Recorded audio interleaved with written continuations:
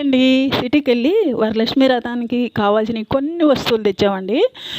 First అయితే 2 చీరలు తీసుకున్నాను. తర్వాత గాజులు అవన్నీ తీసుకున్నానండి. సన్న చీర ఒకటి, మామూలు అంచు చీర ఒకటి తీసుకున్నాను.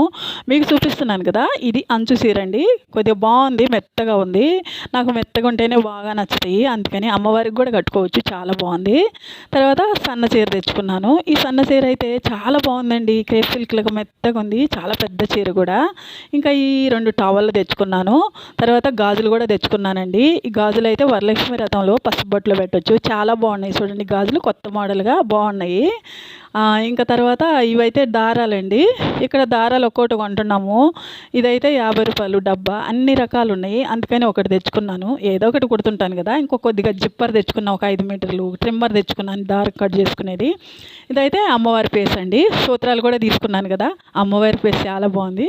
నా కొన్ని వరలక్ష్మి వ్రతం వస్తువులండి.